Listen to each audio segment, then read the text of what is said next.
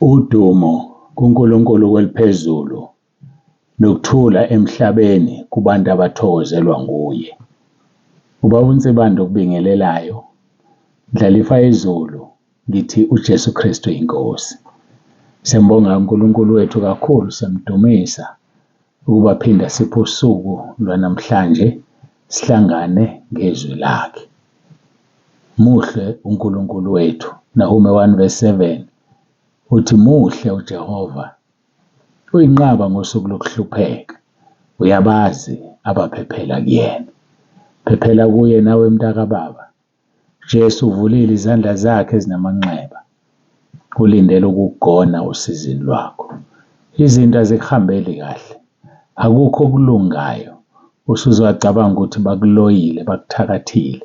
Mina ngithi balekela kuJesu, ngoba kumuntu okuJesu umuthi awusebenzi. Kumuntu okuJesu umloyo awusebenzi. Kumuntu okuJesu uyafihleka, uyakhosela, uyidwala eliqinileyo. Balekela kuJesu. Hayi, uyivulile izandla zakhe. Balekela kuJesu, ukhuleka baseRoma 10:9 emva kwami. Lokho kuzokusiza Ndlalifa izulu. Kuzokusiza ngendlela emangalisayo. Njengamanje ngizoguqa ngikhuleka baseRoma 10:9. Ngicela usho emva kwami. Uma ngiqeda ngizobe sengiyakukhulekela bese ngikhulekela nenkonzo le esingena kuyona.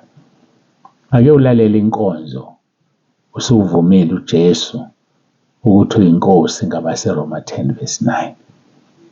Ulalela inkonzo usumvumile uJesu. Guqa-ke lapho khona, nami sengiyaguqa. Uzosho emva kwami, sikhuleka baseRoma 10:9. Ngokuhola umoya kaNkulunkulu ngizodlula, kube khona nokunye engikushoyo, amanye amavesi engizowasho noma ngeke ngiwacaphune ngokwakhuluma. Emva kwalokho bese ngiyakukhulekela, bese sikhulekela inkonzo. uJesu Kristu uyinkosi.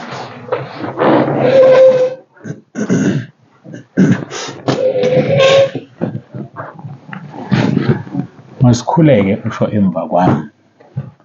Nkosi Jesu, ngiyavuma ngomlomo wami ukuthi uyinkosi. Ngiyakholwa enhlizweni yami ukuthi uNkulunkulu wakuvusa Nkosi Jesu kwabafileyo. Ngiyakhuleka egameni lakho Nkosi Jesu ukuba ungisindise. USathana ngimfuni, amadimoni angiwafuni.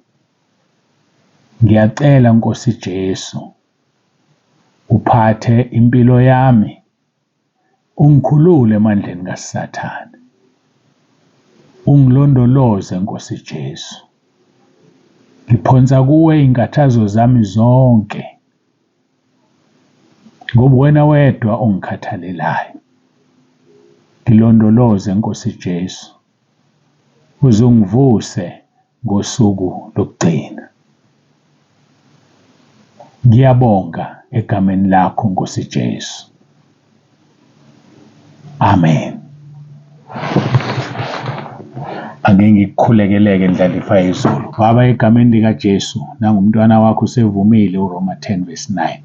Ngiyacela Nkosi ukuthi umhlanze ngegazi lakho. Ngiyacela Nkosi umngcwelise.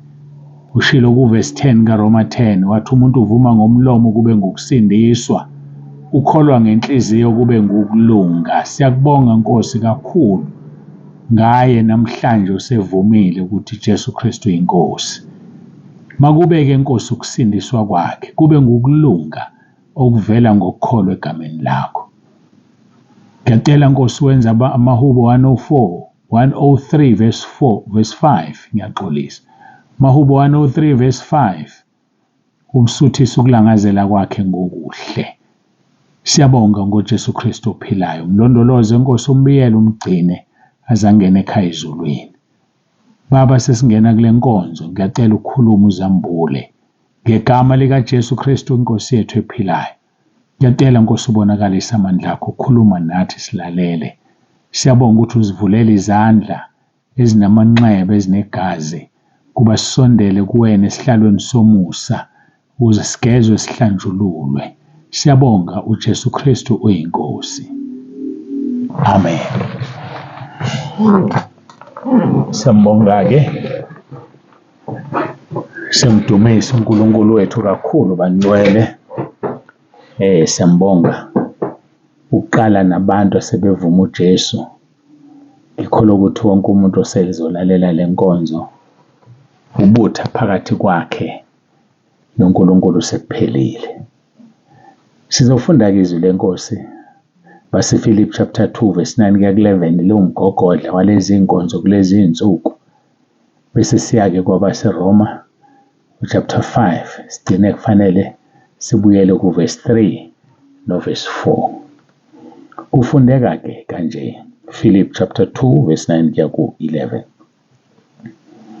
Ngalokho-ke uNkulunkulu wamphakamisa kakhulu, wamnika igama eliphezu kwamagama onke, ukuze kuthi ngegama likaJesu amadolo onke aguqe, awabasezulwini, awabasemhlabeni, nawabangaphansi komhlaba. Verse 11.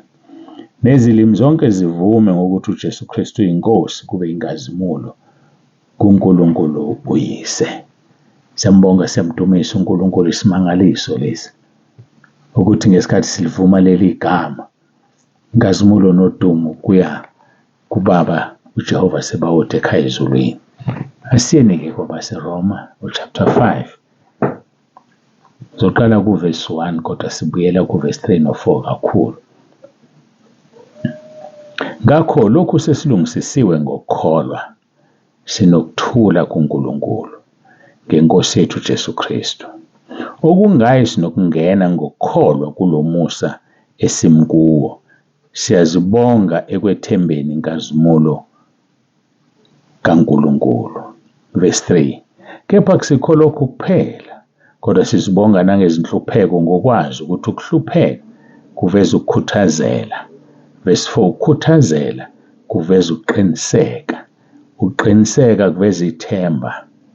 Verse 5. Ithemba lijabhisi ngokuba uthando lukaNkulunkulu lutheliwe ezinhlizweni zethu ngomoya oyingcwele esimphiweyo. La sifunda ukuthi-ke akusikho lokho kuphela, kodwa sizibonga nangezinhlupheko. Umntwana kaNkulunkulu kufanele azibonge ngezinhlupheko, ngoba izinhlupheko yizona ezisinika ukukhuthazela. Ngavele ngakhumbula ihubo 119 verse 71. Ihubo 119 verse 71, ngoba inhlupheko bazalwane ziyasiza zisinika ukukhuthazela. Uthi umbhalo waleli hubo 119 verse 71, kwangilungela ukuba ngihlushwe ukuze ngifunde izimiso zakho. Khona abantu abangakwazi ukufunda izimiso zikaNkulunkulu ukuze kufike la behlushwa khona. uNkulunkulu kuyasazi, uyasiqonda. Khona abantu abalandiwe, mhlambe nawo omunye wabo ufakazi, ulandwe ngokugula wasuyasindiswa. Abanye balandwe ngosizi nokuhlupheka base beyasindiswa. Sebezame wonke amathemba, njengaye lo wesifazane owayopha. Lithi izwi lenkosi wayesehambe izinyanga esezame konke okusemandleni, kodwa ekugcineni wathi angiye kuye uJesu Kristu inkosi, ngifike ngithinta umphetho nje wengubo ngiyazi ngizosinda. Waya ngokukholwa. Mntaka baba, woza ngokukholwa, sondela esihlalweni somusa sikaKristu.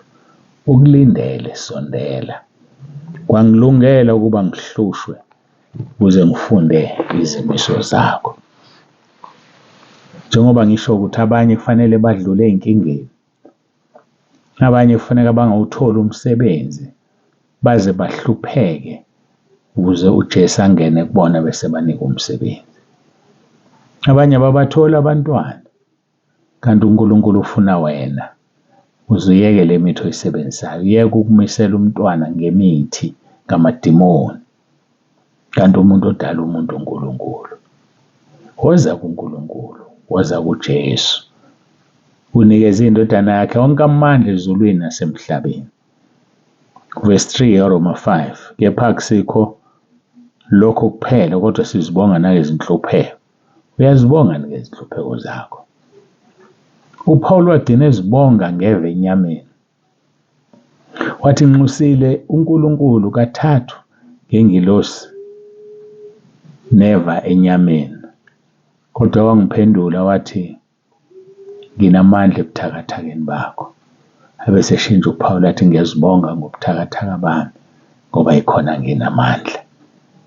Kukhona izifo ezingeke zisuke kuthina kanti zive enyameni.